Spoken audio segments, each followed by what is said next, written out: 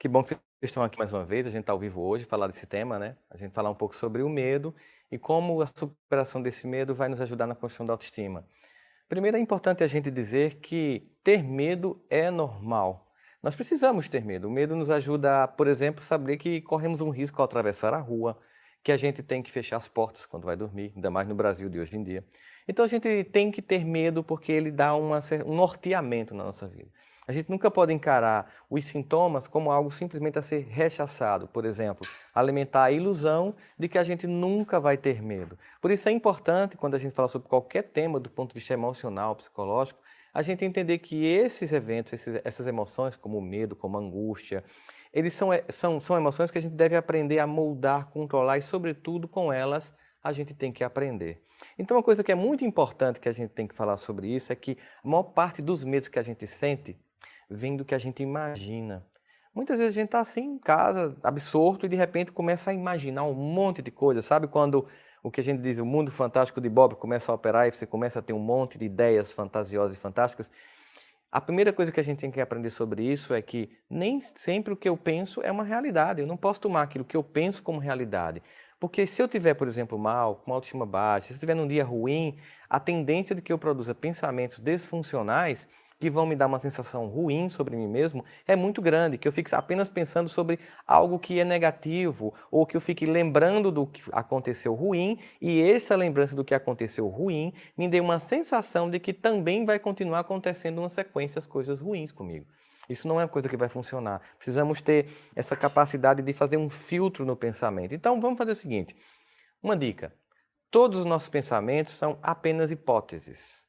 Então, como toda hipótese, você tem que testar para saber se isso é ou não verdade. Você não pode simplesmente deixar que um pensamento venha à sua cabeça, tipo, ninguém me ama, ou não vai dar certo, a entrevista de emprego amanhã vai ser um fracasso, eu não vou conseguir. Esse tipo de pensamento só vai tornar você fragilizado e você vai criar toda uma condição mental de achar que quando a coisa acontecer vai ser ruim, você materializa tanto essa sensação que quando chega o dia da entrevista, chega o dia daquele diálogo difícil com alguém, chega o dia em que você tem que resolver uma questão que você precisava resolver há muito tempo, você fica tão amedrontado com toda a montagem negativa que você fez, que você meio que profetiza e dá errado. Então é preciso que a gente tenha essa habilidade de entender que os nossos pensamentos não são uma realidade, são uma hipótese e precisam por isso ser testados. Quando vier um pensamento do tipo, não vai dar certo, eu não vou conseguir, você tem que se perguntar, quem está dizendo isso?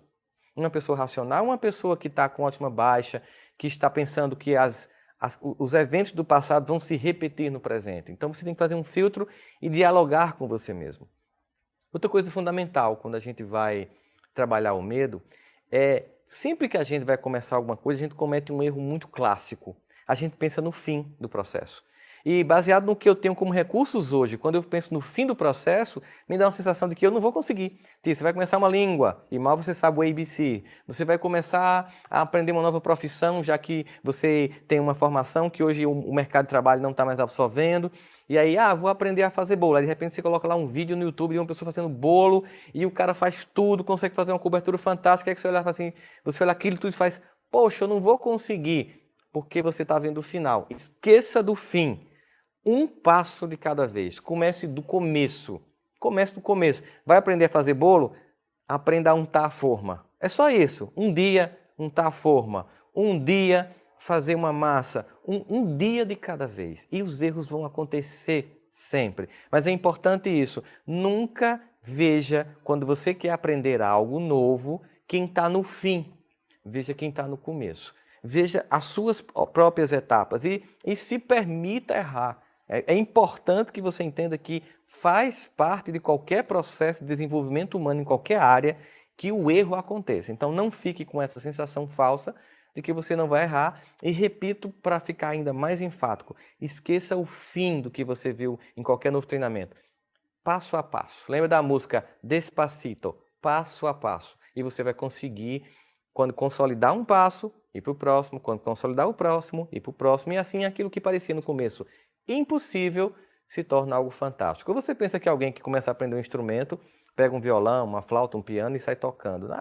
Se você ficar junto de alguém que está aprendendo instrumento, você tem vontade de quebrar o instrumento, porque primeiro nem som sai. Primeira vez que eu peguei um violão para tocar, que eu coloquei o acorde, colocando lá, antigamente não tinha a internet, você comprava aquelas revistinhas de música, tinha lá a fotografia do acorde, você passava quase meia hora para conseguir colocar os dedos, e depois quando finalmente você conseguia colocar os dedos, você fazia assim, não saía som nenhum, sensação de desespero, que você via um amigo seu fazendo tocando uma bossa nova, e você olha assim, consegue tocar mal, caminhando e cantando, que só tem duas notas. Então, obviamente que quando eu começo a dar o primeiro passo, eu ganho uma outra coisa, é que esse primeiro passo me dá consolidação, me dá um sentimento de que eu consegui, e isso me dá força para os próximos. Lembre-se que os erros vão acontecer em todas as etapas. Então, prepare-se para agir serenamente diante da vida.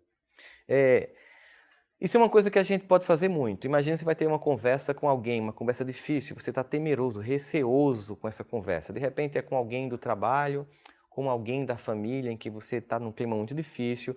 Uma coisa que você pode fazer para lhe ajudar é você planejar essa conversa. Você senta num quarto à noite antes de dormir e imagina tudo que você vai dizer. E pelo que você já conhece da pessoa, você pode imaginar mais ou menos as reações que ela vai ter. E é bom você imaginar suas ações em 3 cenários. Se tudo der certo, como é que eu vou lidar com isso? Porque a gente às vezes nem sabe, não se planeja para lidar com a coisa quando ela dá certo. Por exemplo, ser elegante. De repente, quando você vai conversar com alguém e ela vai admitir que errou, você não pode tripudiar dela, você tem que agradecer por ela ter tido essa compreensão. Então, planeje como você vai agir se tudo der certo, se tudo der mais ou menos, se tudo der terrivelmente errado. Em qualquer circunstância, você tem que agir com elegância, com serenidade, e o medo não deve tomar conta de você. Importante também com relação ao medo é entender que não é o que você sente o mais importante, é o que você faz. O que eu quero dizer com isso?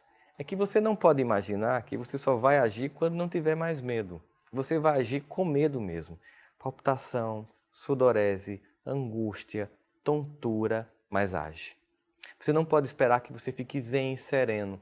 Não é se tornar uma pessoa serena, não é se tornar uma pessoa zen que faz com que você tenha competência de agir.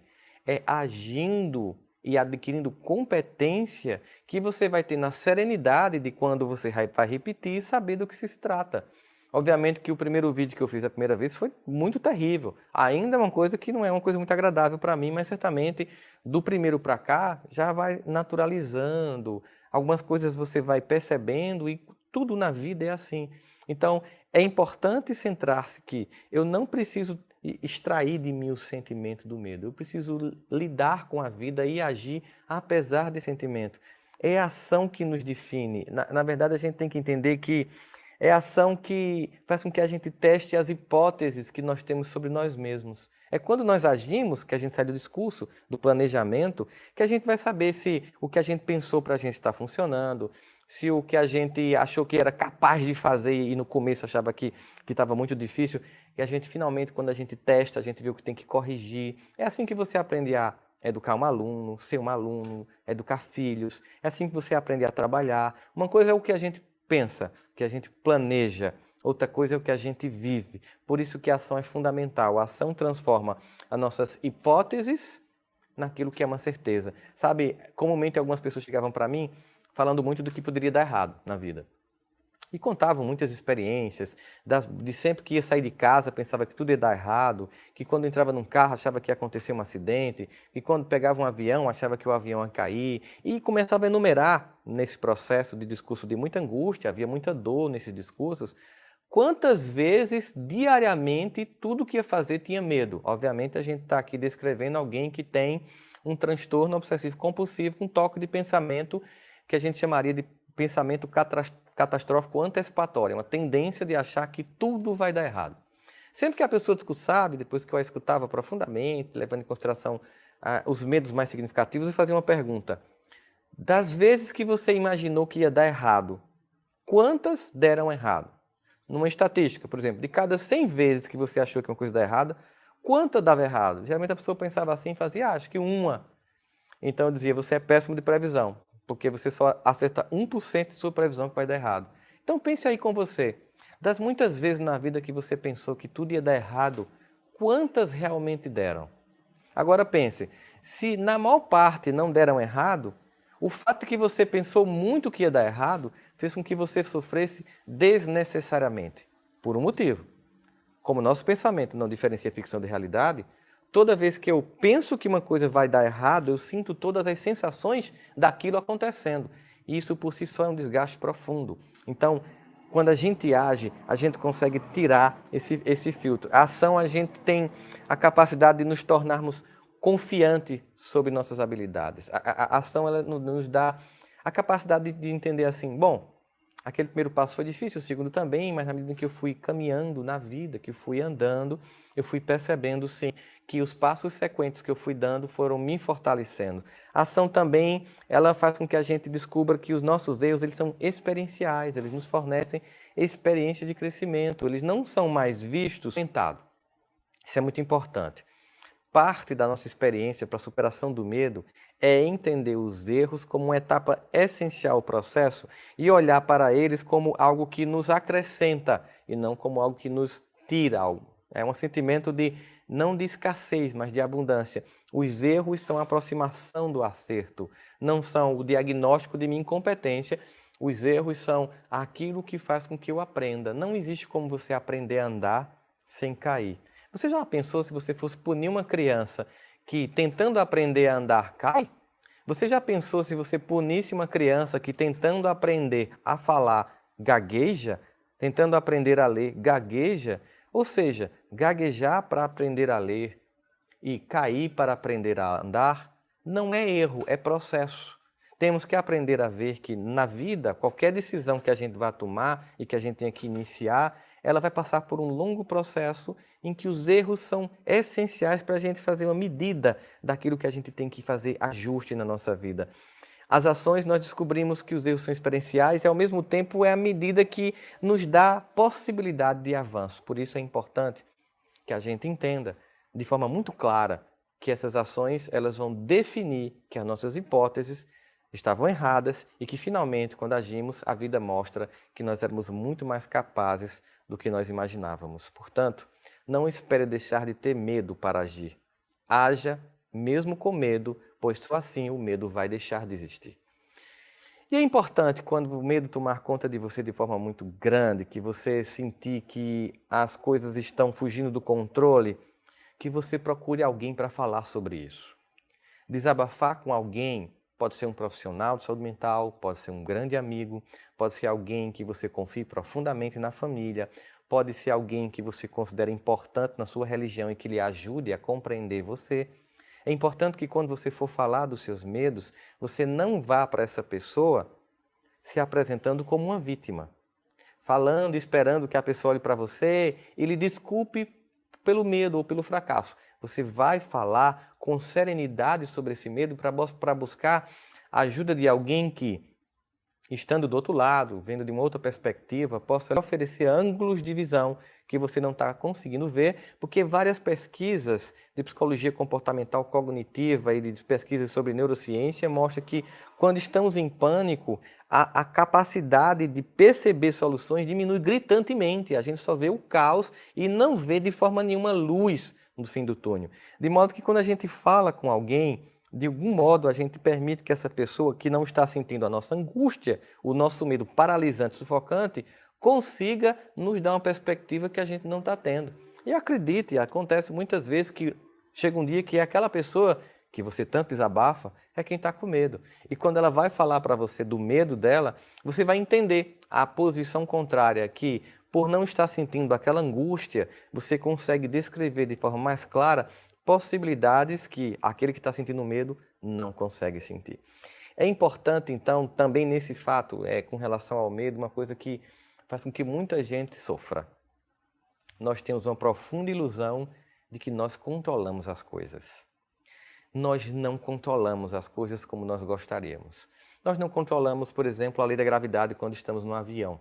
Nós não controlamos todas as pessoas que estão dirigindo numa estrada. Eu tenho um controle sobre o meu carro, sobre aquilo que eu estou fazendo, mas eu não posso garantir que quem está vindo na contramão em direção a mim vá desviar para o meu lado. Enfim, eu não posso imaginar que para poder eu sair de casa eu tenho que controlar todas as variáveis. Eu não posso imaginar para que eu vá conseguir uma nova profissão, eu tenho que prever todas as possibilidades futuras. Eu não posso imaginar para que eu consiga entrar no relacionamento, eu consiga encontrar alguém que nunca vai fazer eu passar o que todas as outras pessoas fizeram eu passar.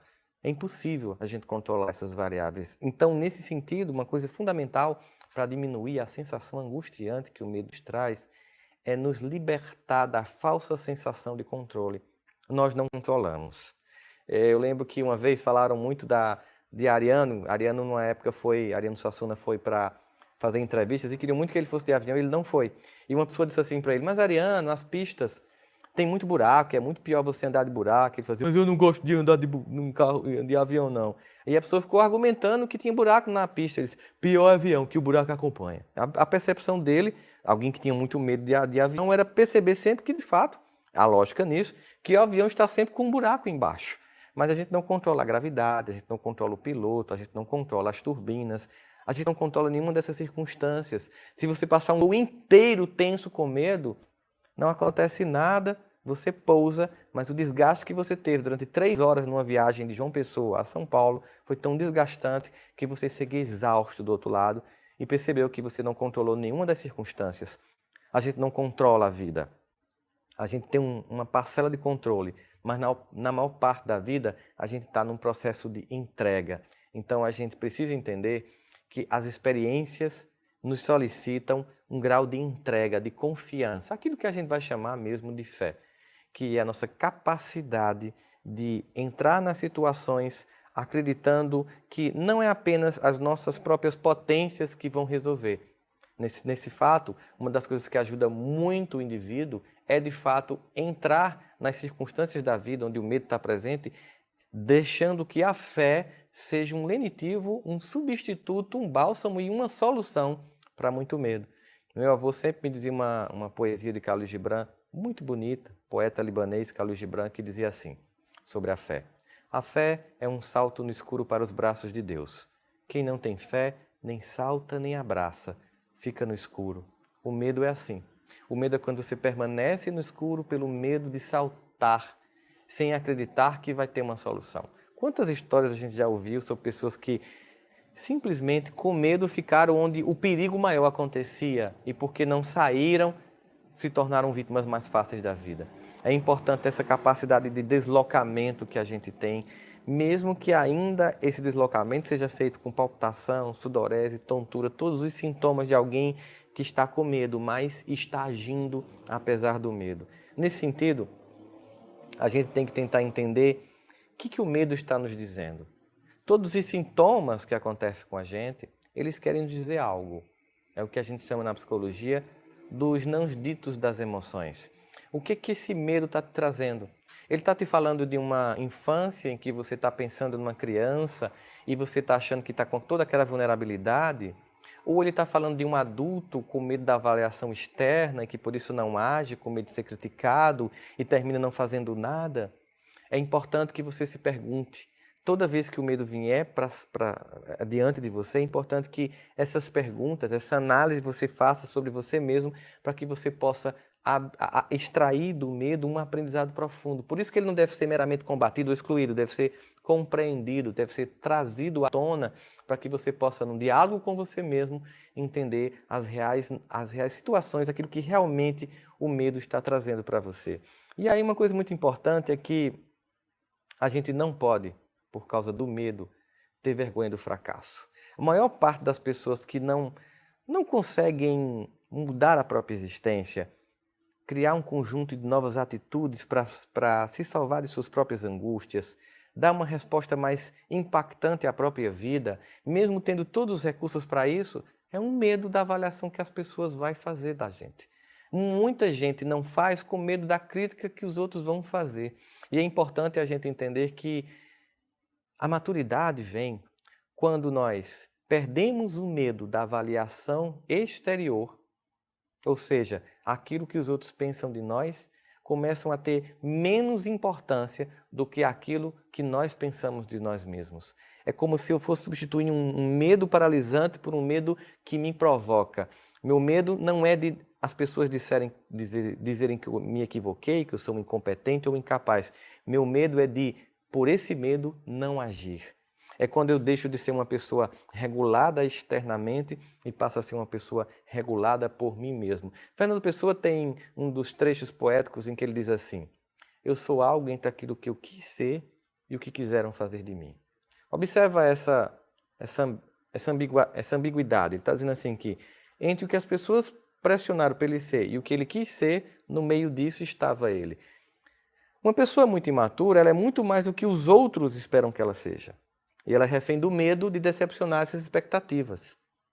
Expectativas de pais que acharam que você tinha que, por exemplo, ter uma profissão mais glamourosa ou que desse mais dinheiro, porque ou eles têm um igual ou eles nunca tiveram e querem que você realize na sua vida aquilo que eles não realizaram na vida deles, para que eles diminuam a própria frustração, mas terminam gerando uma frustração na sua existência. Então, não atender essas expectativas pode representar angústia para você e medo, e você termina não fazendo ou vivendo a profissão que você queria, porque você estava muito mais preocupado em atender essa expectativa familiar. A expectativa que você tem falsa sobre você mesmo, que você vai ser uma pessoa bem resolvida, que não vai ter medo, que não vai ter angústia, que vai fazer tudo de forma tranquila, sempre vai saber o que dizer, o que responder. Isso é uma sensação falsa e uma criação exacerbada de um ego super capaz que só faz com que você se sinta todo dia incompetente. Quando você cria na sua cabeça a ideia de que tem um ser super capaz, que tem uma versão melhor de você mesmo ou de você mesma, que vai tornar você mais capaz, na verdade você está se sufocando,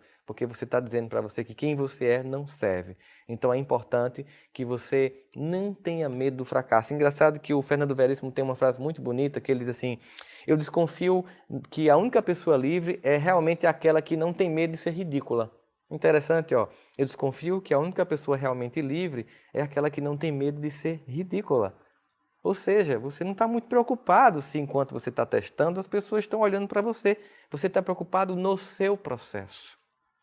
Mas observe, numa sociedade como a nossa, em que as redes sociais ganharam uma importância muito grande, o sentimento de ser observado o tempo inteiro aumentou muito gritantemente e aumentou muito a satisfação que a gente dá aos outros.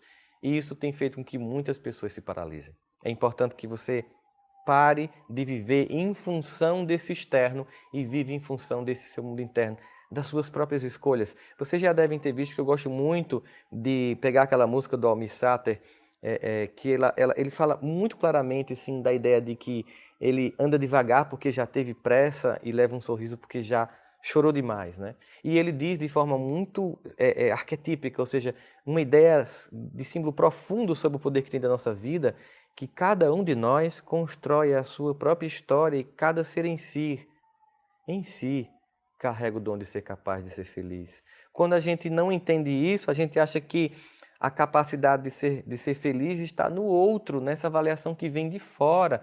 E isso nos esmaga, nos deixa empobrecido, nos deixa angustiado, nos deixa com uma sensação de impotência profunda. Portanto, é importante que você pare de ter medo de ser ridículo.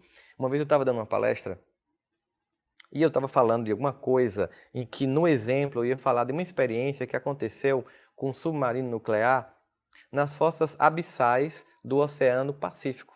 Só que em vez de dizer fossa, e tinha uma plateia de muitas pessoas, era um congresso bem acadêmico, em vez de dizer fossas abissais, eu disse que o submarino estava nas fossas nasais do Oceano Pacífico. Obviamente que a plateia inteira riu.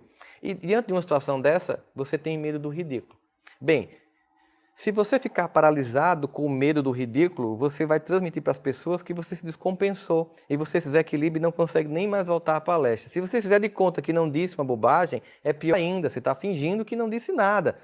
E a primeira coisa que eu fiz foi assumir que tinha errado e brinquei e disse assim, eu fiquei imaginando agora, gente, quanto Sorine seria necessário para desobstruir as fossas nasais do Oceano Pacífico. Aí todo mundo riu, mais uma vez, e aí perceberam que eu tinha cometido um equívoco, mas que eu não estava me preocupando, nem me punindo, nem me maltratando por causa daquilo, porque eu cometo e cometerei muitos equívocos. Vocês viram na última vez, primeira vez que a gente transmitiu aqui a live, da 15 dias atrás, que a gente não conseguia desligar a live. E aí, o que a gente vai fazer? Tem que brincar, né? A gente não conseguiu mesmo desligar, a gente não sabia como encerrar a transmissão. Isso faz parte da vida. Imagina quando você busca ser perfeito demais, você só cria para você angústia, dor, decepção e medo, desespero, sentimento de impotência, de incapacidade. Quando você se permite, quando você entende que faz parte errar, você fica mais leve e aí sim perde força e você não é paralisado pelo medo de decepcionar as pessoas. O que você não vai suportar é o medo de decepcionar a si mesmo por não ter tentado, por não ter feito, por não ter desenvolvido a sua capacidade, sua competência. O que a gente tem que fazer? A gente tem que entender que nesse processo estamos entendendo o sentido e o significado do fracasso. Nós precisamos entender o que o fracasso nos oferece. Mas eu queria dizer uma coisa importante para vocês.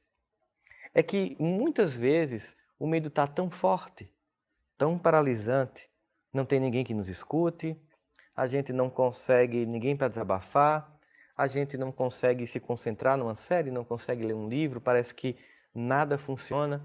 É um recurso fantástico. Hoje, passível de grandes estudos, podem nos ajudar. Quando você não souber o que fazer e estiver muito travado e não tiver ninguém ao seu redor para ajudar, ore, reze, faça preces.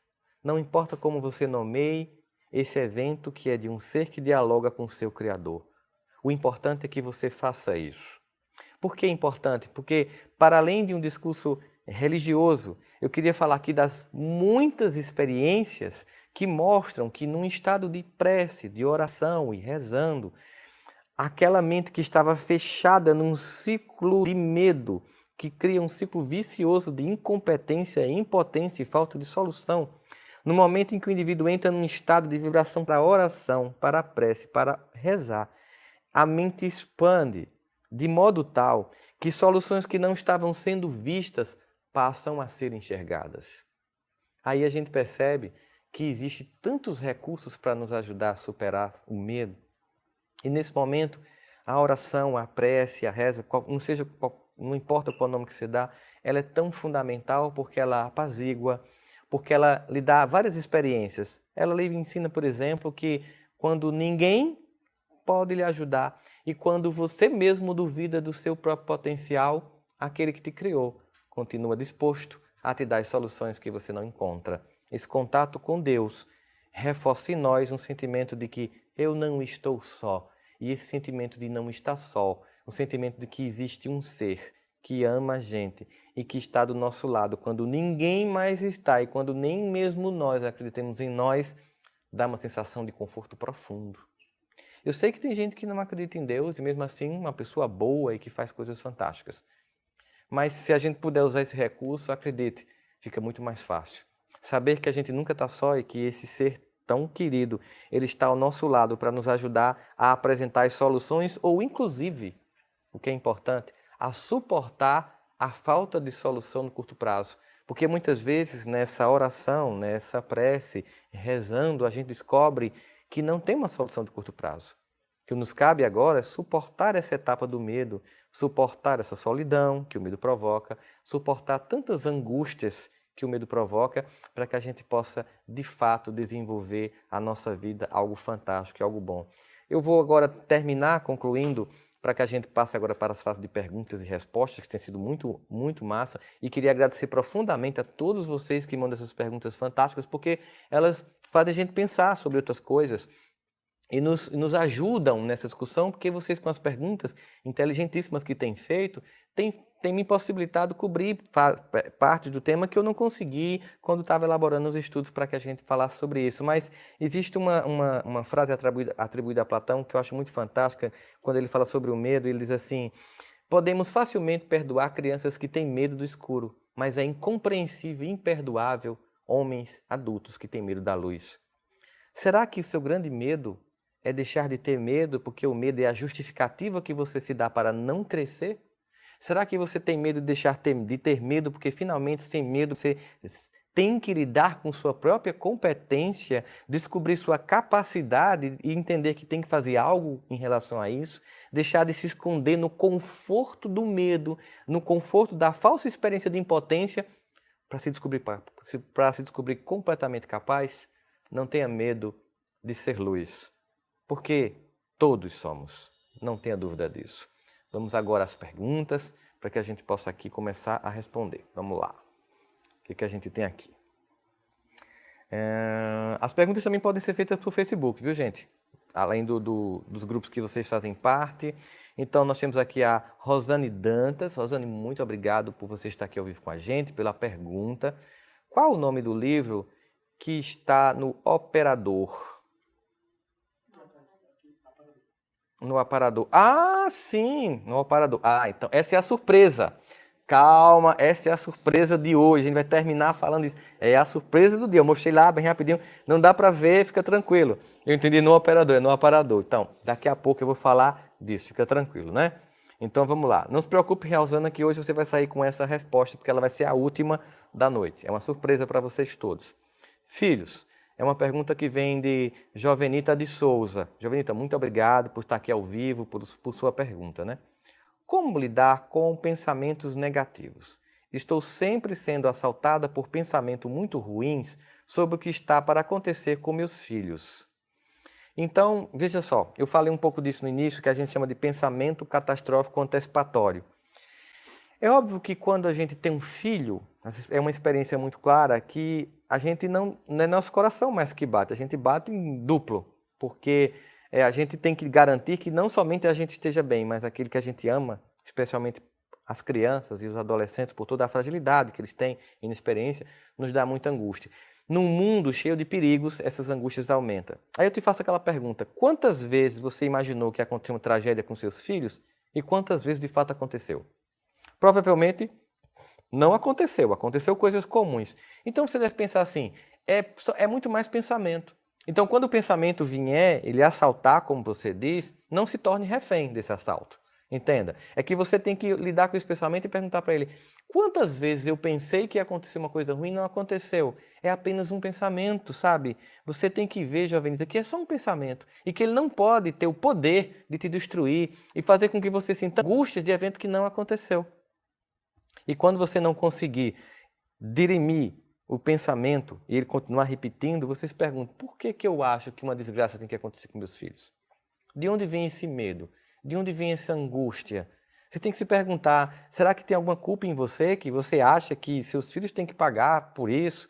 São tantas as formas de a gente tentar interpretar a angústia ou o que o medo está trazendo para nós. E no final você ainda pode sim usar o recurso da prece, da oração, rezar, para que o medo não seja um evento que paralise, que você possa experimentar a vida com mais leveza e possa permitir que seus filhos saiam para experimentar o mundo, crescer como você cresceu, que você também teve suas experiências. Certamente seus pais também tiveram medo quando você era criança, das muitas experiências, quando a gente sobe numa árvore, vai a primeira vez só para a casa de um amigo, vai para a noite do pijama, enfim, todas as experiências que a gente tem medo, primeira aula que a criança vai ter. Mas tudo não deu certo com você, por que não vai dar com seus filhos? A vida segue. E quando não der certo, que a gente chama de errado, são apenas as circunstâncias da vida que a gente tem que economizar energia para usá-la no momento em que acontecer uma coisa ruim. Se você tiver tanto medo assim repetidamente, quando finalmente acontecer uma coisa ruim, porque acontece com qualquer pessoa, você vai estar desenergizada para solucionar aquilo. Se você se poupar, você vai economizar energia para finalmente, quando acontecer uma coisa que você teme, você estar focada na solução e não na angústia, no medo ou no desespero. Temos aqui uma pergunta de Nícia Sanches. Nícia, muito obrigado por você estar aí com a gente, pela pergunta. Vamos lá. Meu maior medo sempre foi de perder um filho. Sempre procurei protegê-los de tudo. Veio uma doença e levou uma de minhas filhas. Dor terrível. Como controlar o medo de que possa isso acontecer novamente? Olha, Nícia, obrigado por compartilhar uma dor tão profunda. Perder um filho é a experiência mais dolorosa que um ser humano pode sentir na vida. Ela é indescritível, inenarrável e é muito comum o que você está sentindo, em que você tenha medo que isso aconteça com os outros filhos. Enfim, é um medo muito grande. Eu te pediria uma coisa, Se tiver na sua cidade um grupo de mães que perderam filhos, procure. Estar junto com pessoas que experimentaram a nossa mesma dor nos fortalece profundamente, porque quem mais pode te entender é alguém que sente o que você está sentindo. Para que você possa compartilhar essas angústias, para que você possa ouvir a angústia das outras pessoas, para você entender que esse medo não é uma coisa que vai se concretizar, é realmente um medo de sentir toda aquela dor novamente, essa dor lacerante. Se não tiver um grupo na sua cidade, eu te proponho fundar esse grupo. Eu te proponho entrar nas tuas redes sociais e fazer um convite às pessoas da tua cidade para que juntas, não precisa ter psicólogo, não precisa ter nenhuma pessoa especialista na área. Esses grupos eles são, inclusive assim como o próprio AA, são grupos feitos por pessoas que vivem a mesma experiência. E é mais interessante que não tenha nenhum profissional da área, porque é interessante que seja um discurso tranquilo, sereno, de pessoas comuns que estão vivendo aquela experiência. Se não tiver esse grupo na tua cidade, funda esse grupo, chama as pessoas. A gente pode, inclusive, depois aqui te mandar dicas de como fazer isso. Você pode buscar na internet um conjunto de grupos que já existem, de mães enlutadas, e entender, através dessas mães enlutadas, como fundar esses grupos. Eu já conheci vários grupos desse. É muito tocante ver como elas se fortalecem umas com as outras. Não só mães, pais também. Qualquer pessoa que tem experiência de perda pode se utilizar desse recurso fantástico de estar junto para fortalecer essa angústia, que a gente não fique preso a esse medo, Nícia. Bom, sobre vergonha, Nícia também faz mais uma pergunta, né? Vergonha e medo são sentimentos parecidos, então? Bem, veja o que eu estava querendo dizer. É que muitas vezes o medo que paralisa é fruto da vergonha. Por isso que é importante entender os sentimentos. É por isso que eu estava enfatizando tanto você se perguntar o que o medo está te dizendo. Se o medo está te dizendo, por exemplo, medo de perder um novo filho, você está entendendo qual é seu medo, você pode trabalhar exatamente em cima dele. Se o teu medo está dizendo medo de fazer coisa ridícula diante dos outros, então o grande medo mesmo é do ridículo. Se o teu medo está dizendo medo de não conseguir aprender uma coisa, o teu medo é uma sensação falsa de incompetência de conseguir uma capacidade. Então, quando a gente consegue entender o medo, a gente tira dele apenas um medo genérico, medo, e vai entender se é medo de decepcionar, medo de perder, medo de não conseguir, medo de não conquistar, medo de não atender expectativas. Aí isso é importante porque a gente sabe exatamente onde a gente vai centrar energia para superar essas etapas de medo. Ação. Maria Graciela Galvão, muito obrigado, Maria, por sua pergunta. Vou só colocar um negócio aqui, gente, que está me atrapalhando. Muito obrigado por sua pergunta. Vamos lá. Como gerenciar esta ação sem se ultrapassar as fronteiras da medida onde o medo pode ser o alerta e não elemento precipitador? Bom, você sabe que o medo ele está paralisando quando ele está impedindo que você avance, quando ele está evitando que você adquira novas conquistas. Mas você sabe quando o medo é salutar? Quando ele está apontando para você que insistir naquilo ali pode provocar um dano maior. Então, não existe uma receita de bolo, o bom senso de cada um de nós é que vai dizer. E muitas vezes a gente só aprende isso quando a gente comete o erro de achar que era um medo comum, faz aquilo que não deveria ter feito e sente as repercussões daquilo. E aí não adianta se punir. Fica com o aprendizado, certo? Para que você não se puna, Maria, para que da próxima vez você pense, tudo bem, eu aprendi que aquele medo foi importante, eu deveria ter respeitado aquele sentimento, que eu não deveria ultrapassar daquela barreira, mas eu repito, isso só vem com experiência, com bom senso, e daí a importância da maturidade, né? Veja como é importante a gente adquirir maturidade e como o passar do tempo tem essa contribuição para a gente saber exatamente em que momento a gente pode ultrapassar, né? Em que momento a gente deve ficar, porque ainda não é hora de avançar. Vamos lá. Aqui nós temos uma pergunta da Rafaela Maia Rodrigues. Rafaela, muito obrigado por sua pergunta, por estar aqui com a gente nessa noite de sábado. Rossandro, como fazer para agir mais? Penso demais e demoro para agir. Então, seria pensa menos. Então, uma das coisas que acontece muita gente é o que a gente chama de... ela tem um excesso de pensamento, um fluxo tão intenso, fica pensando tantas hipóteses que termina sem agir. Então, um dos exercícios seria parar mesmo assim. Então, tá bom, não vou ficar aqui cogitando todas as possibilidades, porque aí volta aquilo que a gente falou antes aqui, no início da aula. Nós não controlamos todas as variáveis. Esse fluxo constante de pensamento é uma tentativa que não vai dar certo de controlar todas as variáveis. Então, se você configurar para você de forma muito intensa, eu não controlo todas as variáveis, de modo que eu simplesmente agora tenho que agir, você para de ficar pensando em hipótese e mais hipótese, pensando em reações e mais reações. Não é como um jogo de xadrez, sabe? Que as pessoas ficam lá imaginando todas as jogadas do outro para poder jogar. A vida nem sempre nos dá essa possibilidade. E mesmo num campeonato internacional de xadrez, você percebe que se dá um tempo para o cara pensar tudo isso. Sei lá, 1 minuto, 3. Para você pensar todas as possibilidades, mas você tem que ter esse fim de tempo para que o indivíduo age. Senão ele passaria horas e horas e horas apenas pensando em todas as possibilidades. Não controlamos todas as variáveis. Isso é um sentimento fundamental para você controlar esse fluxo de pensamento que pensa que vai controlar variáveis, não controla. Agir e se permitir errar no processo de agir, ok, Rafaela? Sobre rejeição, temos aqui a pergunta da Ruth Maria Brito. Ruth, também muito obrigado por sua pergunta, por estar aqui conosco. Como combater o medo de ser rejeitada? Sabe, Ruth, esse é o maior medo que todo ser humano tem. Nós vivíamos no passado, no início mesmo da civilização, em grupos muito pequenos. Então, a opinião que os outros tinham sobre nós era muito importante para a gente se sentir aceito no grupo. Esse sentimento de ser gregário ele é fundamental na experiência humana e nos dá estabilidade emocional. Só que hoje, na sociedade, esse medo ele tornou-se algo muito prejudicial porque a gente dá muita importância a essa avaliação externa. Entenda que para que eu seja aceita, se você ser aceita, você tem que fazer algo que vai encontrar um valor fundamental seu, ou que alguém ou um relacionamento exige de você uma mudança muito impactante na sua vida e na sua forma de ver a vida, não tenha medo de ser rejeitada. Rejeite essa pessoa, porque ela está querendo destruir você, lhe transformar num ser que você não é, e não vale a pena, porque você não vai conseguir virar um personagem para agradar ninguém. Você tem que aprender a ser gostada por pessoas que gostam de você como você é.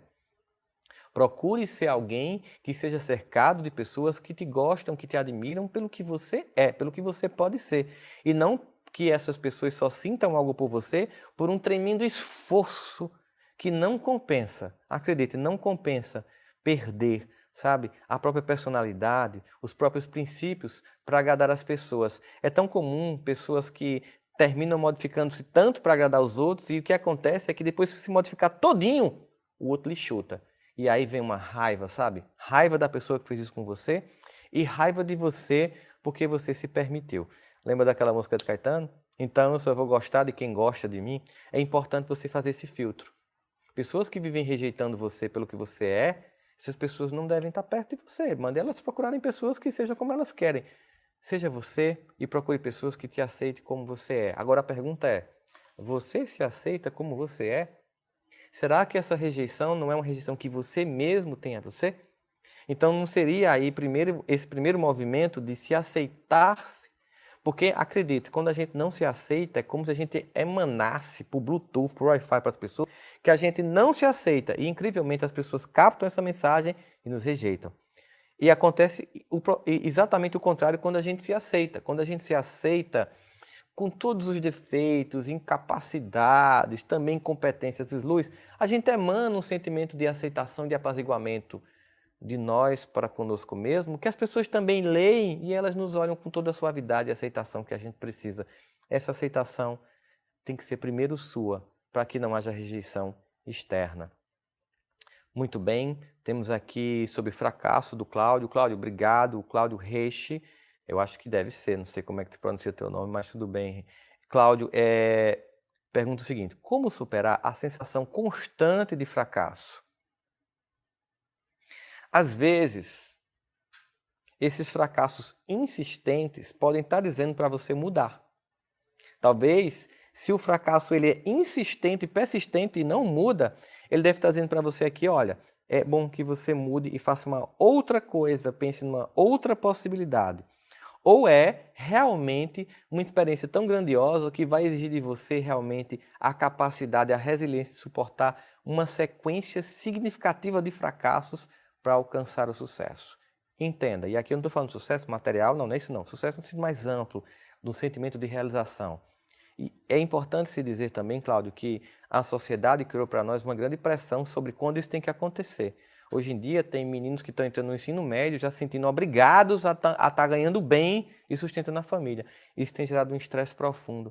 Tem pessoas que conseguiram grandes realizações depois de 60, depois de 70, depois de 50. Muita gente, mas muita, de biografias em todas as áreas da tecnologia, da educação, da política, da cultura, da arte. Pessoas que, depois de muito tempo ou de muitos e sucessivos fracassos, acumularam a experiência essencial para o sucesso e para o resultado. Portanto, essa é uma das formas de superar esse medo constante do fracasso. Temos aqui a pergunta da Kátia Freise. Kátia, obrigado também para você por estar aqui. O que é possível fazer no nosso dia a dia para perder o medo de fracassar? Você veja que existe o fracasso aqui, é a palavra de ordem, realmente é o grande medo de todos nós. E por isso que é importante a gente ressignificar esse nome. Vamos lá. Nós temos que olhar fracasso não como um diagnóstico de incompetência. Vou repetir. Nós não podemos mais olhar fracasso como o diagnóstico, a constatação da incompetência pessoal. Nós temos que olhar para o fracasso como uma etapa essencial para o acerto. O fracasso faz parte do processo inteiro para conseguir. Portanto, a gente tem que lembrar do que eu iniciei falando. Um passo de cada vez. Se você tem sentimento de fracasso quando você compara com o final do que você quer alcançar. Então, quando você está tentando alcançar uma meta, você vê no final o que você queria e você comete erro no início, se você olhar para o final e ver que está errando no início, você tem um sentimento de fracasso.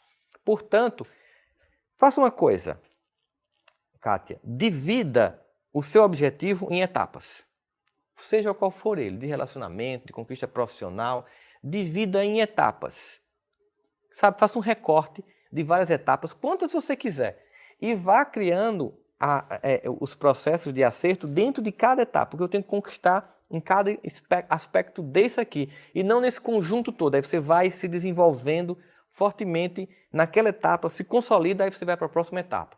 E aí você, mais uma vez, repito para todos que estão aqui nos escutando, não podemos entender fracasso como diagnóstico de incompetência pessoal, mas como etapas necessárias para adquirir a competência que tanto queremos. Etapa por etapa, passo a passo, fracasso a fracasso, construímos os tijolos que levam à ponte da conquista e do acerto. Vamos lá. Temos aqui a Cleide Silva. Cleide, também muito obrigado por sua participação.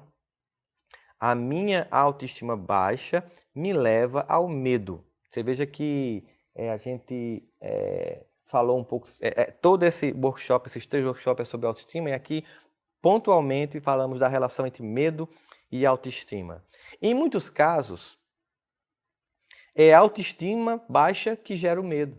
A gente acha que é o medo que gera a autoestima baixa, mas por que eu digo isso? Porque se você observar as perguntas de muitas pessoas anteriores, como Kátia, como Cláudio, o fracasso, ou seja, medo de errar e de não atender a expectativa dos outros, faz com que a gente não haja, e isso faz com que a gente tenha medo. Então, é a autoestima baixa que gera o medo, e não o medo que gera a autoestima baixa. Portanto, o sentimento de desenvolver em você uma capacidade de se amar, além dos erros, apesar dos erros, ou mesmo com os erros, é que vai garantir com que você supere essas etapas do medo que paralisa. O medo vai estar presente, ele não vai sumir, ele faz parte da experiência humana, mas ele não vai ser o motivo da paralisia. O grande motivo aqui, se você observar, todos nós estamos percebendo aqui, é o medo de fracassar. Então é importante que a gente continue, apesar do medo, ou mesmo sem a crença pessoal, por isso que quando a autoestima está baixa e você não consegue falar com ninguém, se você falar e a pessoa conseguir uma solução ótima, se não, entrar num estado de oração, de prece, para que você busque um recurso mais transcendente, para que você consiga extrair da fonte primária de tudo que é Deus, aquilo que você não consegue sentir em você, embora esteja, você não consegue sentir, vai lá na fonte original, papai, busca dele, até que um dia você consiga ativar em você aquilo que já está presente no seu coração. Vamos aqui para mais algumas. Temos da Ana Alicia Santana. Ana, também muito obrigado por sua participação. Rossandro, o medo de falar em público tem algo de perfeccionismo e orgulho? Com certeza. O maior motivo que faz com que as pessoas tenham medo de falar em público é medo de errar. é medo de ser avaliado, sabe? E não tem como, acredite, pessoas, eu faço palestra com pessoas que são tarimbadíssimas no mundo das palestras já e cometem erros. Então, assim, acreditar que você nunca vai cometer erro é uma coisa assim, sem fundamento. A gente tem uma frase que a gente diz muito pra gente, né? Errar é humano, mas a gente parece que não acredita que se aplica à nossa própria vida. Errar é humano e você é humano, portanto você vai errar. Então você tem que pensar assim: eu tenho que fazer, mesmo que eu me equivoque. Eu tenho que fazer, mesmo que eu erre. Inclusive você tem que dizer: eu vou errar, para que você não deixe que esse sentimento o atrapalhe. Então, eu vou errar, ponto, mas eu vou fazer. Somente fazendo é que a gente aprimora, é que a gente acerta. Quando alguém vai tocar um violino no início, parece uma muriçoca, gente. É absurdo. É completamente enjoativo. Depois de um tempo, aquilo vira uma melodia encantadora. Assim é falar em público, assim é aprender a pintar, assim é aprender a cozinhar, ir para uma academia, aprender um novo idioma, a se relacionar com pessoas. No início a gente é canhestro, incapaz, aparentemente incompetente, mas são etapas necessárias para o acerto. Vamos lá para mais algumas aqui. Débora Reis da Paixão, obrigado Débora também por sua participação. Rossandro, como faço para sair do medo paralisante? Olha, Débora, se teu medo está tão paralisante assim, a ponto que você está sem conseguir mover-se, talvez nesse caso seria importante você procurar ajuda. Muitas vezes você pode estar de fato com descompensações neuroquímicas e uma ajuda de medicamento também pode ser importante. Por isso eu te aconselharia, se está tão paralisante esse medo para você, procurasse uma ajuda psiquiátrica para um diagnóstico correto no nível que esse medo está e saber, com o diagnóstico correto, um medicamento que pode te ajudar e um processo de terapia que vai trabalhar esse medo para que você não seja vítima desse ciclo vicioso, ok? Bom, temos aqui temas sobre educação de filhos, da Emilene Lima. Boa noite, Emilene. Muito obrigado também por sua participação. Ela diz o seguinte: Rossandro, como enfrentar o medo de criar os filhos após uma separação dos pais? Emilene, no meu livro Help Me Eduque, eu apresento lá uma série de pesquisas que mostram que mães que criam os filhos sozinhos não necessariamente, apesar dessa crença infundada, serão incapazes de educar seus filhos. Muitas pesquisas mostram que elas são capazes sim de educar seus filhos. Elas têm essa capacidade. O que importa, é claro que a gente poderia dizer que, preferencialmente, quando a gente tem mais de uma pessoa nos ajudando na educação dos filhos, mais alguém com a gente, é muito mais fácil remar um barco com duas pessoas. Mas não é impossível remar um barco sozinho. Acredite, você vai conseguir. Você está aqui diante de uma pessoa que foi educada a partir dos 6 anos, quando meus pais se separaram, por minha mãe. Né? E sei que foi difícil quando a gente é mãe e pai ao mesmo tempo. Sabe o que vai te ajudar? Não ficar, toda vez que estiver difícil, num profundo lamento porque alguém não está remando com você no barco. Reme o que você puder. Não se cobre ser uma mãe perfeita. Seja a mãe possível. Todos nós somos o que nós podemos ser. Seja tão somente a mãe possível. E acredite, vai ser muito. Ser a mãe possível já é muito para transformar um ser humano num ser humano muito capaz e muito competente. Não se cobre perfeição, não pense que obrigatoriamente porque você está separada você vai educar seus filhos com toda a competência que a mãe pode educar. E te aconselho, se você quiser, se você tiver o livro Help, você vai ver essas pesquisas e todos os resultados que ela tem e como se aplica na nossa vida das chamadas famílias monoparentais, em que apenas uma pessoa educa. Mas é claro, você pode contar com a ajuda de, se tiver vivo, seus pais, irmãos, pessoas que podem, não no cotidiano, que vai ser você mesma, mas em momentos mais cruciais, te ajudar, como me ajudaram meus avós, tias, irmão mais velho, enfim, pessoas que até hoje são essenciais na minha vida. Identificar o medo. Valesca Ramos Ribeiro, obrigado Valesca por sua pergunta também. Você pode perceber que está com medo? Você pode não perceber que está com medo? Será que a gente pode estar com um nível de medo tal que a gente nem perceba o medo? Ou seja, como identificar esse medo? Se você sentir que você não está se movendo em busca dos seus objetivos, existe alguma coisa que está te impedindo. Pode não estar consciente, pode não estar nomeada. Esse medo pode não ter ainda um nome. Medo de errar, medo de decepcionar, medo de atender expectativas, medo de perder um filho, medo de passar por ridículo. Pode não ter um nome. Então, a primeira coisa que você deve fazer, se você sente que está com um movimento que não está adiantando-se, é pensar: eu não dei nome a um sentimento que tem em mim. Eu preciso desenvolver essa capacidade de autodiagnóstico para, uma vez nomeando corretamente, saber onde, de que modo e que forças eu vou usar para superar aquelas dificuldades. Então, e por último, para finalizar, Matheus Peter, Matheus, muito obrigado por sua presença também. O medo é o oposto do amor? Precisamos amar mais? Não, Matheus, não necessariamente. Assim, as pessoas que nós amamos têm medo, nossos pais têm medos. Os nossos pais têm medo que a gente dê errado, os nossos pais têm medo que a gente sofra um assalto, os nossos pais têm medo de nos perder, nós temos medo de perder os filhos. Medo não é falta de amor, não. Medo, às vezes, é falta de crença em nós mesmos. Medo é falta de crença que existem soluções que estão para além da nossa competência, que vem desse ser que amamos, que é Deus. Mas medo também é entender que existem circunstâncias reais que nós devemos levar em consideração e que são essenciais para que a gente não cometa equívocos. A gente vive num momento, por exemplo, que a violência urbana, ela gritantemente está muito maior no Brasil. Então, ter medo de sair na rua, abrir o portão, parar no sinal vermelho, é completamente natural. Seria até temerário você andar na rua tranquilamente, como se não tivesse problema. O que eu não posso é me deixar paralisar por esse medo, viver em função de notícias de violência e não agir, não sair, não trabalhar e não viver.